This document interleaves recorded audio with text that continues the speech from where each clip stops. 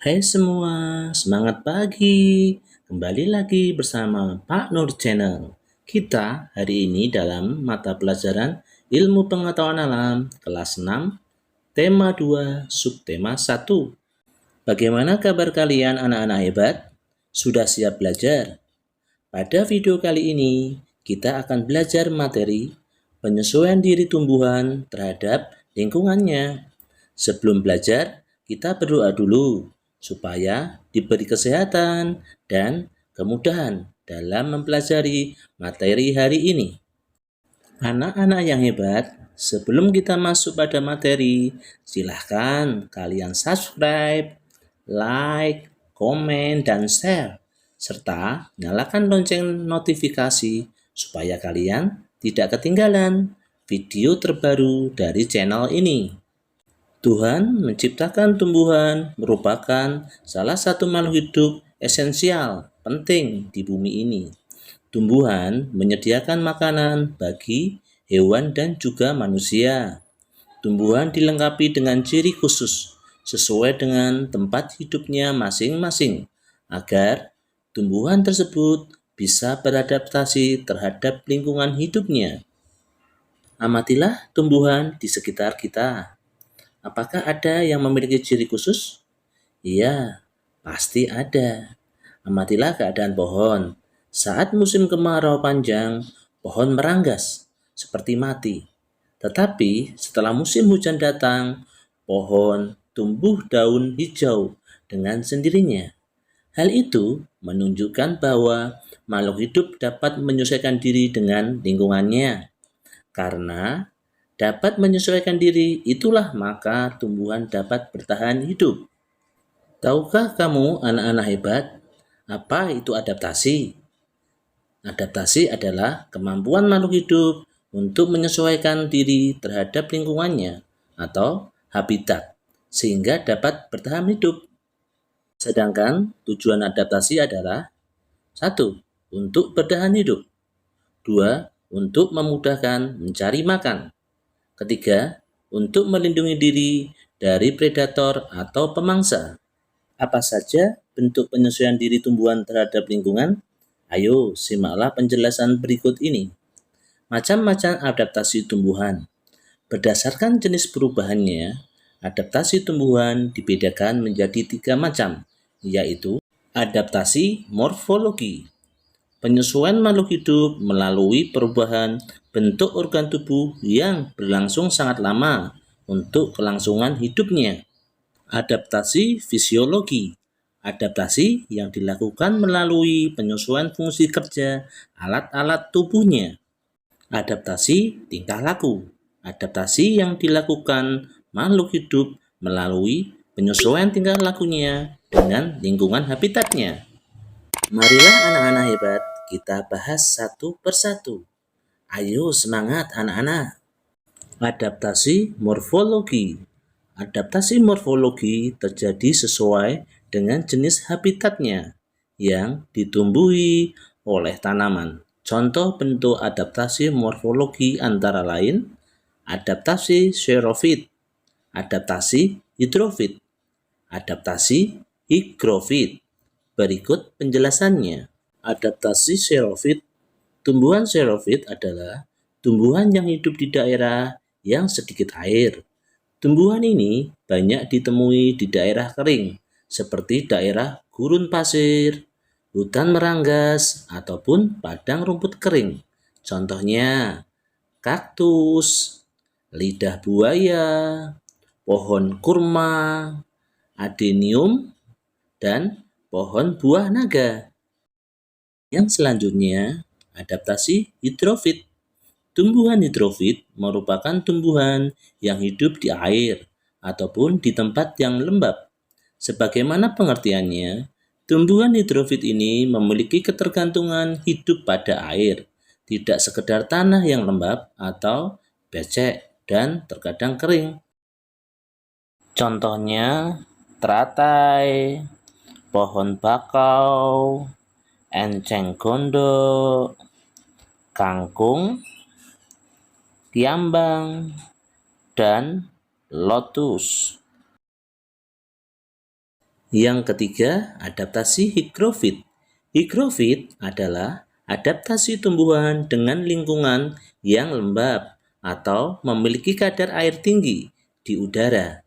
Tumbuhan higrofit beradaptasi dengan cara mengembangkan lapisan lilin untuk menahan air dan bakteri agar tidak masuk. Beberapa tumbuhan memiliki daun yang besar dan tipis untuk menangkap lebih banyak sinar matahari. Contohnya, tumbuhan paku, tumbuhan kemuning, lumut, daun ungu, dan dedalu. Setelah belajar tentang adaptasi morfologi, selanjutnya kita belajar tentang adaptasi fisiologi. Adaptasi fisiologi yaitu juga disebut adaptasi pada fungsi bagian tubuh tertentu. Beberapa jenis hewan tertentu mengalami adaptasi pada fungsi tubuhnya yang membantunya bertahan hidup. Misalnya, untuk mencari makanan atau mendeteksi pemangsa. Ekolokasi pada hewan merupakan bentuk adaptasi fisiologi. Berbeda dengan adaptasi morfologi yang bisa kita lihat. Adaptasi fisiologi ini tidak bisa terlihat langsung sebab penyesuaian dirinya terjadi di bagian dalam tubuh tumbuhan. Ada yang tahu contoh adaptasi fisiologi? Mari kita pelajari. 1. Insektivora. Kantong semar atau Venus merupakan tumbuhan insektivora atau tumbuhan pemakan serangga. Organ tubuh dari tumbuhan insektivora seperti kantong semar menghasilkan sekret atau lendir yang lengket pada bagian kantongnya. Hal ini bertujuan ketika ada serangga yang terperangkap dalam kantong semar yang telah tertutup akan lebih kesulitan untuk meloloskan diri. Secara perlahan, serangga tersebut pun akan mati. 2. Alelopati. Tumbuhan rumput ilalang atau rumput teki. Lalu, bagaimanakah penyesuaian fungsi organ tumbuhan jenis ini agar mampu bertahan hidup? Rumput ilalang dan teki akan menghasilkan senyawa kimia yang disebut alelopati. Senyawa ini akan dikeluarkan di sekitar tempat mereka tumbuh. Senyawa alelopati ini dapat menghambat pertumbuhan dari tumbuhan-tumbuhan lain yang tumbuh di sekitarnya. Jadi, gak heran lagi, rumput-rumput dapat tumbuh subur, sedangkan tumbuhan jenis lainnya kesulitan tumbuh di sekitarnya. 3. Nektar atau madu. Tumbuhan yang memiliki bunga tentu akan dihinggapi oleh lebah ataupun kupu-kupu, bukan? Tumbuhan yang memiliki bunga tersebut melakukan penyesuaian fungsi organ dengan menghasilkan nektar atau madu. Hal ini dikarenakan bunga menghasilkan madu atau nektar yang menjadi makanan dari hewan tersebut. Nah, ketika hewan-hewan ini hinggap untuk mencari makanan, maka akan membantu proses penyerbukan. Dengan penyerbukan, maka tumbuhan akan bertahan hidup. 4. Wangi dan aroma. Selain madu, tumbuhan juga mengadaptasikan fungsi organnya agar menghasilkan aroma atau wangi bunga yang menyengat sehingga dapat mengundang datangnya serangga. Hal ini juga bertujuan untuk membantu penyerbukan sehingga tumbuhan tersebut dapat bertahan hidup. Mari kita lanjutkan ke adaptasi tingkah laku.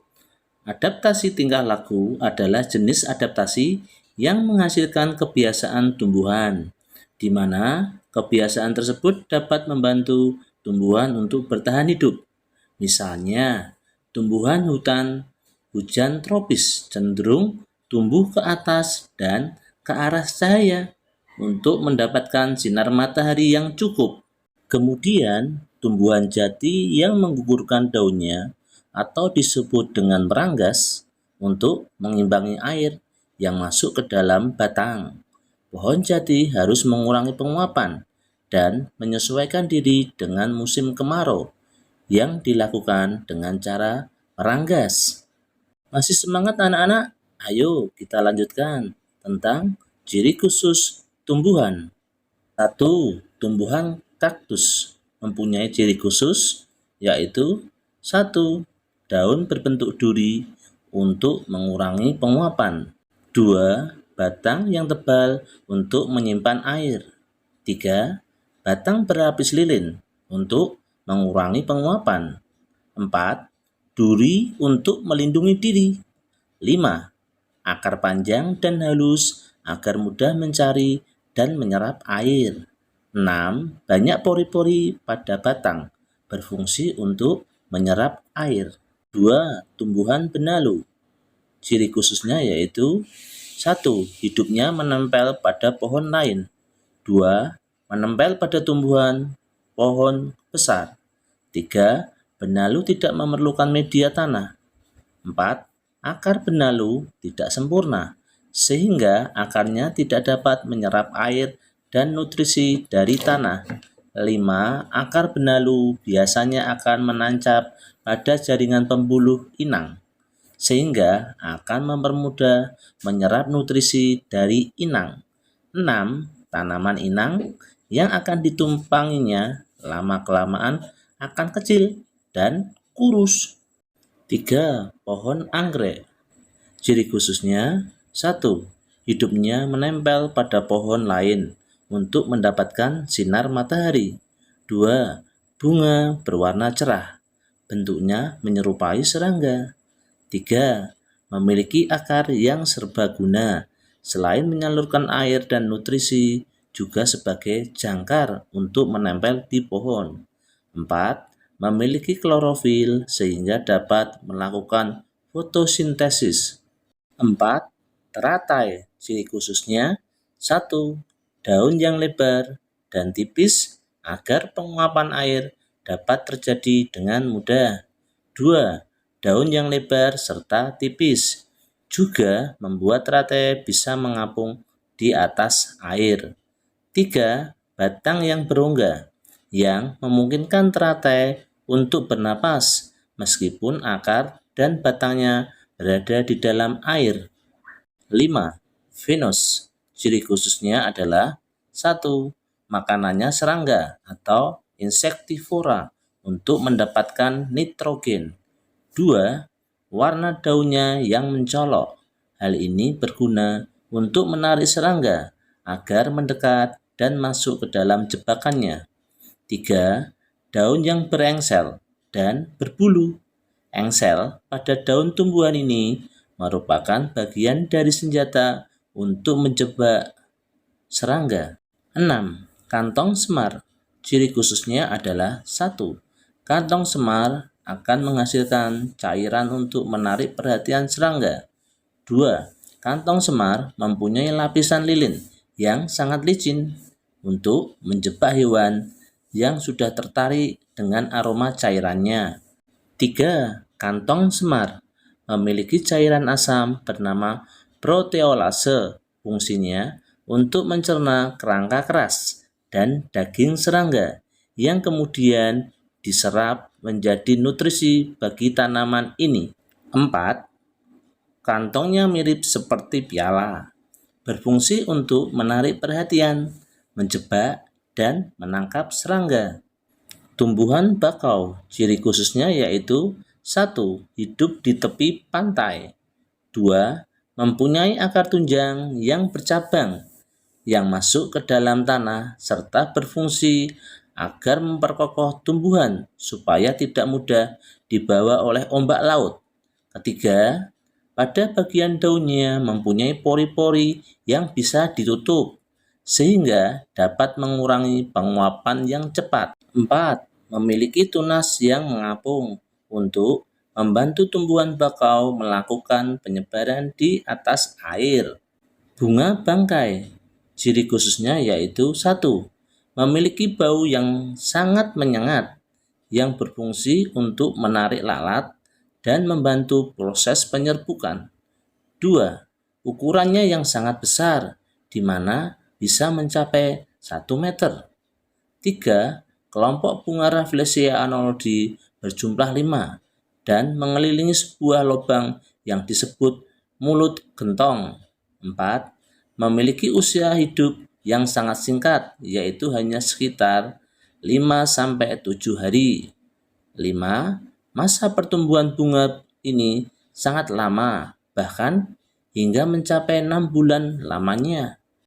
Selanjutnya, tanaman beranggas atau menggugurkan daunnya saat kemarau untuk mengurangi penguapan. Contohnya, pohon jati, pohon kedondong, pohon sakura, dan pohon mahoni. Selanjutnya, tanaman beradaptasi dengan melindungi dirinya dengan getah, yaitu pohon karet, pohon pepaya, pohon mangga, dan pohon nangka. Tanaman melindungi diri dengan durinya. Contohnya yaitu euphorbia, pohon kaktus, pohon salak, dan pohon mawar. Yang terakhir, tanaman yang beradaptasi dengan cara melindungi diri dengan bulu gatalnya, yaitu bambu, jagung, dan daun jelatang. Ayo anak-anak, masih semangat? Setelah kita mendengarkan materi di atas, anak-anak kerjakan latihan soal yang ada di bawah ini dan berikanlah hasil pekerjaanmu kepada gurumu.